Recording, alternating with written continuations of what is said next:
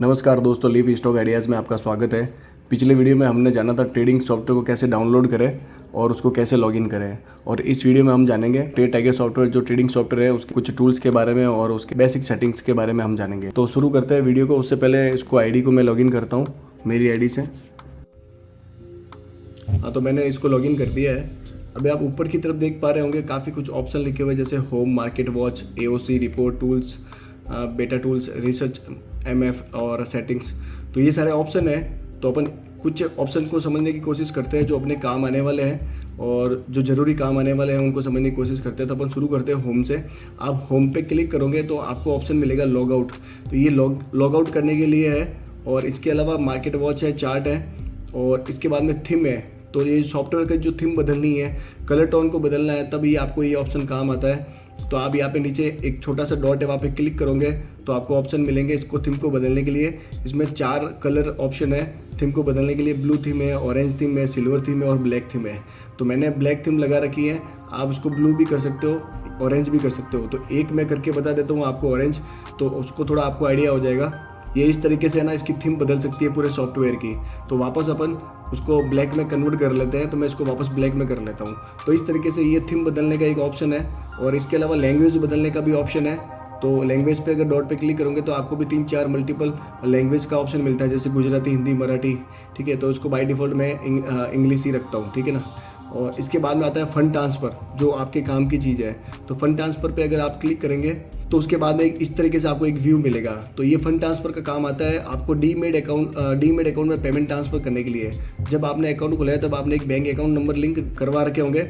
जो bank account number आपने link करवा रखे हैं डीमेड अकाउंट से, तो बैंक अकाउंट से पैसा डीमेड में ट्रांसफ़र करने के लिए ये काम आएगा आपको। यहाँ पे लिखा हुआ है बैंक टू इक्विटी। तो बैंक से पैसा डीमेड में लाने के लिए आपको यहाँ पे क्लिक करना है और यहाँ पे आप अमाउंट डाल दोगे जितना अमाउंट आप डीमेड में लाना चाहते हो। अमाउंट डालने के बाद में यहाँ पे आपका बैंक अकाउंट नंबर लिखा हुआ आ जाएगा जो आपने डीमेड अकाउंट खुलाते समय लिंक करवाया था। और उसके बाद में नीचे ऑप्शन है आपके पास में यूपीआई के थ्रू या नेट बैंकिंग के थ्रू आप पेमेंट ट्रांसफ़र कर सकते हो। तो जैसे आप ये अमाउंट लिखते हो, ये मैंने जैसे अमाउंट लिखा, यूपीआई से अगर ट्रांसफ़र कर रहे हो तो आपको यहाँ पे यूपीआई आईडी लिखनी है।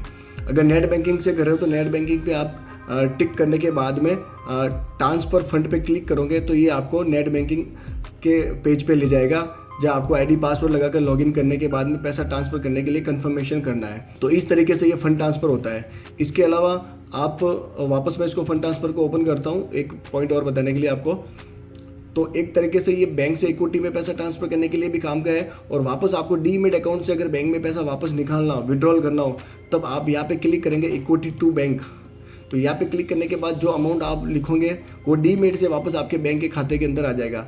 तो मतलब डीमेड अकाउंट में पेमेंट ट्रांसफ़र करना और वापस विड्रॉल करना पूरा आपके हाथ में है। ये मैनुअली सिस्टम है। आप जब चाहो जब पैसा ट्रांसफ़र कर सकते हो और आप जब चाहो जब पैसा निकाल सकते हो। तो ये था पेमेंट का व्यू और फंड ट्रांसफ़र का ऑप्शन। तो हम और दूसरा ऑप्शन की तरफ आगे बढ़ते हैं। तो होम पेज पे अपन ने थीम के बारे में समझा, लैंग्वेज के बारे में समझा, फंड ट्रांसफ़र के बारे में समझा, और काम आने वाली चीज़ होगी आपका पोर्टफोलियो। तो माई पोर्टफोलियो के नाम से एक ऑप्शन है। तो माई पोर्टफोलियो के अंदर आप जैसे क्लिक करते हो तो माई पोर्टफोलियो का पेज आपके सामने ओपन हो जाता है। इसमें आपको बताएगा आपका टोटली इन्वेस्टमेंट कितना हो रखा है और उस इन्वेस्टमेंट की वैल्यू क्या है, जो भी ग्रोथ हुई है। तो अभी मार्केट बंद है तो ये उसके हिसाब से बता रहा है। तो यहाँ पे लिखा हुआ आ रहा है योर इन्वेस्टमेंट। ठीक है ना, ये नीचे वाला जो छोटा सा अमाउंट है वो इन्वेस्टमेंट अमाउंट लिखा हुआ है। और उसकी ऊपर जो बता रहा है ब्लैक कलर बड़े बॉक्स के अंदर, तो वो है उसकी वैल्यू, करंट वैल्यू, कि अभी तक जो भी आपने स्टॉक ले रखे हैं उसमें जो प्रॉफिट हुआ उसको मिला के उसकी वैल्यू क्या है। तो वो वहाँ पे ऊपर सामने की तरफ बता रहा है। और पास की तरफ अगर देखोगे आप तो वहाँ पे आपको कितना प्रॉफिट गेन हुआ है वो भी उसका अमाउंट बता रहा है और साइड में छोटा सा परसेंटेज भी बता रहा है। तो आपको ये टुडे प्रॉफिट भी बता देगा यहाँ पे। तो इसके अलावा नीचे की तरफ आप देख पा रहे होंगे यहाँ पे आपको कुछ समरी बता रहा है। समरी में आपने कितना स्टॉक ले रखा, उसकी वैल्यू क्या है, प्रॉफिट क्या है, ये सारा बता रहा है। इसके अलावा ये समरी के बाद में अगर आप क्लिक करते हो इक्विटी के ऊपर तो आपने कौन से स्टॉक में होल्डिंग बना रखी है वो सारा पूरा डिटेल का एक पूरा व्यू दिख रहा है। तो आप यहाँ पे पीडीएफ या एक्सेल फाइल को डाउनलोड भी कर सकते हो, जो भी आपके सामने जो रिपोर्ट है। और इसके बाद में जो लास्ट ऑप्शन अपन उसको समझते हैं, यहाँ पे रिपोर्ट लिखा हुआ है। रिपोर्ट के अंदर आप क्लिक करोगे तो आपको प्रॉपर तरीके से अच्छे व्यू के अंदर एक रिपोर्ट मिल जाएगी जो आपको सामने व्यू हो रही है। यहाँ पे आपको समरी में आपके शॉर्ट टर्म के अंदर जो भी इन्वेस्टमेंट वैल्यू है वो लिखा हुआ मिलेगा, लॉन्ग टर्म के अंदर जो भी होगा तो वो मिलेगा। शॉर्ट टर्म का आपको बता दिया मैंने, ये वापस देख लेते हैं इसको। और इसके अलावा इस तरीके से ये आपको समरी मिल जाती है। यहाँ पे क्लोज पोजीशन पे क्लिक करोगे तो क्लोज पोजीशन कौन सी है वो बता देगा। ओपन पोजीशन पे क्लिक करोगे तो ओपन पोजीशन बता देगा कौन से स्टॉक आपने ले रखे हैं, कौन से स्टॉक आपके होल्डिंग में है, उसका क्या प्रॉफिट बना है, उसकी क्या वैल्यू, वो सारा बता देगा। और इसके अलावा PDF या एक्सेल यहाँ पे डाउनलोड कर भी सकते हो। तो इस तरीके से आप यहाँ पे रिपोर्ट देख सकते हो कि आपने कौन से स्टॉक में इन्वेस्टमेंट कर रखा है और कौन से स्टॉक में आपकी ओपन पोजीशन है। तो ये था रिपोर्ट का।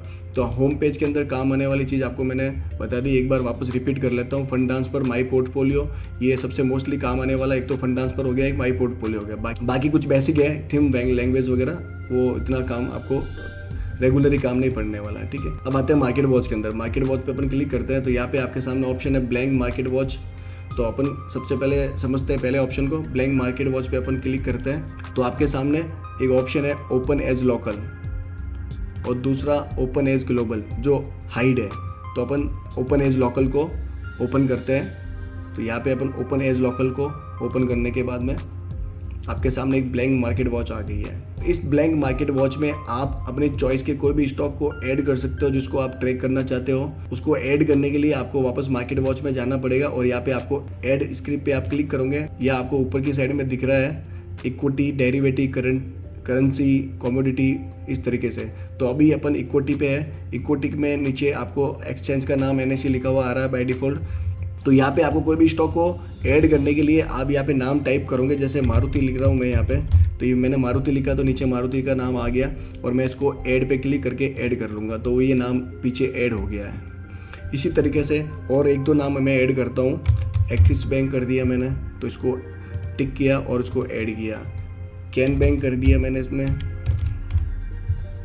टिक किया और ऐड किया। इसके अलावा IIFL कर दिया मैंने, ऐड किया और ये ऐड हो गया। इस तरीके से आप अपने चॉइस के स्टॉक को यहाँ पे ऐड कर सकते हो जिसको आपको ट्रैक करना है और अपनी चॉइस की पूरी एक मार्केट वॉच बना सकते हो। लेकिन जैसे ही आप इसको क्लोज करोगे तो ये वापस नहीं आएगा, हट जाएगा। तो वापस आपको मार्केट वॉच बनानी पड़ेगी। जैसे मैं इसको यहाँ से क्लोज करता हूँ या मैं सिस्टम को लॉग आउट करता हूँ। तो जैसे मैं सिस्टम को लॉग आउट करूँगा तो ये मार्केट वॉच वापस हट जाएगा जो मैंने वहाँ पे स्टॉक ऐड किए थे। तो इसके लिए मुझे क्या करना पड़ेगा, इसके लिए मुझे सेव करके रखना पड़ेगा जिसको मैं लॉगिन करके उसको ट्रैक कर सकूँ। तो मार्केट वॉच में वापस आते हैं, मैं वापस आपको समझा रहा हूँ। ब्लैंक मार्केट वॉच अपन ने लिया एज ओपन एज लोकल। यहाँ पे मैंने स्क्रिप्ट को ऐड किया, Axis bank as a demo, Maruti. Add करने के बाद में आपको क्या करना है, मार्केट वॉच में जाने के बाद में आपके पास यहाँ पे 3 ऑप्शन है, सेव, लोड, रिमूव। आपको यहाँ पे सेव पे क्लिक करना है। सेव पे क्लिक करने के बाद में आप इसका एक नाम दे दीजिए, माई ट्रैक, जो भी आप नाम देना चाहें, माई ट्रैक लिस्ट।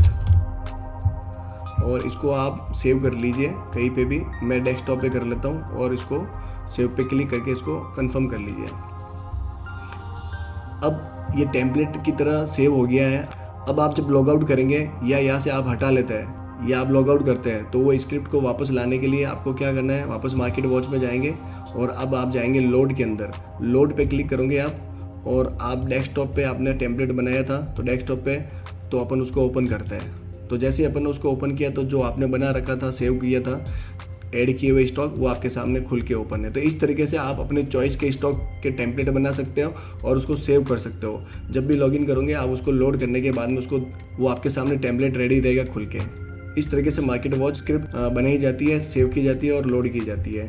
तो ये था मार्केट वॉच के अंदर ऐड स्क्रिप्ट वाला। कुछ मार्केट वॉच लिस्ट बनी हुई रेडी है शेर खान के अंदर। जैसे आप यहाँ पे NSE पे आएंगे तो यहाँ पे नीचे डॉट पे क्लिक करने पर काफ़ी कुछ टेम्पलेट रेडी है। जैसे big trade list, Nifty 500, Nifty 100, Nifty 200 और कुछ सेक्टर वाइज भी है। जैसे निफ्टी ऑटो, निफ्टी फिनसिप, Nifty IT, Nifty PSU bank, Nifty FMCG, media, ये सारे सेक्टर वाइज है। तो आपको अगर कोई स्टॉक सेक्टर वाइज एनालाइज करना है तो आप यहाँ पे सेक्टर के हिसाब से इसको देख सकते हो। जैसे मैं निफ्टी ऑटो पे ओके करता हूँ तो आपके सामने ये पूरी मार्केट वॉच रेडी है जो निफ्टी ऑटो की है। तो ये सारे ऑटो के सारे स्टॉक यहाँ पे आपके सामने व्यू हो रखे हैं। इसी तरीके से आप मार्केट वॉच में NSE में जाने के बाद में और भी अदर कोई सेक्टर आप देखना चाहते हो, जैसे निफ्टी IT को लगा लेता हूँ मैं। तो वो भी आपके सामने ओपन है। इस तरीके से आप रेडी टेम्पलेट को भी यूज़ कर सकते हो। ठीक है, ये मैंने आपको बताया रेडी टेम्पलेट को यूज़ करना, तो NSE के अंदर आपको बता देगा।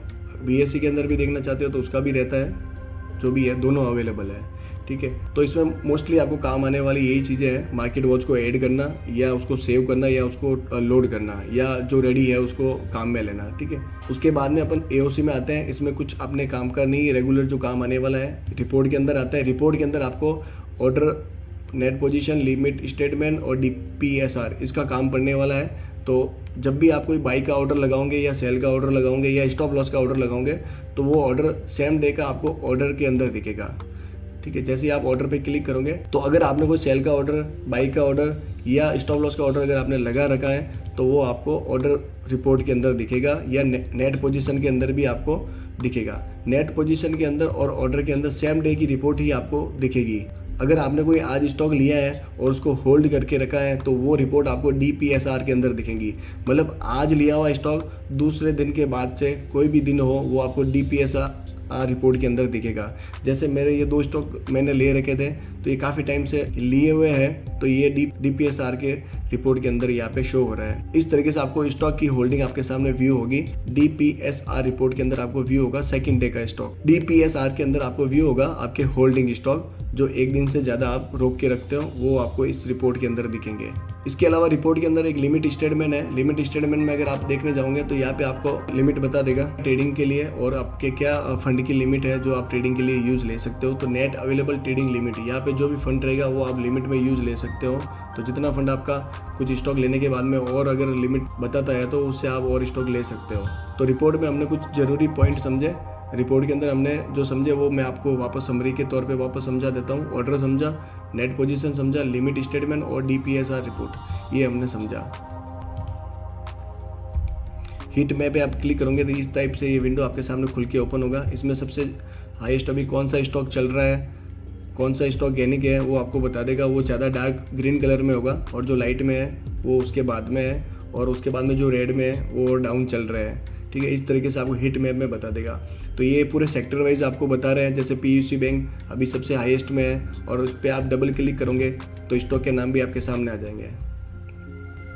तो PUC बैंक के अंदर अपन ने डबल क्लिक किया तो उसके बाद में आपको यहाँ पे बता देगा हाईएस्ट, जैसे bank of Baroda, union bank, bank of India, Nifty PUC bank, can bank, Indian bank, SBI। उसके बाद में जैसे थोड़े लाइट है तो वो थोड़े नॉर्मल है और उसके बाद में जो रेड है वो माइनस में चल रहे हैं। तो इस तरीके से आप हीट मैप में भी डायरेक्टली चेक कर सकते हो कि कौन से सेक्टर परफॉर्म कर रहे हैं और सेक्टर के अंदर कौन से स्टॉक परफॉर्म कर रहे हैं वो आप चेक कर सकते हो हीट मैप के अंदर। तो आज हमने कुछ बेसिक टूल्स के बारे में समझा और कुछ बेसिक सेटिंग समझा। चार्ट सेटिंग जो ऑप्शन है वो अपन नेक्स्ट वीडियो में समझते हैं, उसमें थोड़ा सा टाइम लगाना पड़ेगा अपने को, तो वो नेक्स्ट वीडियो में समझाता हूँ मैं आपको।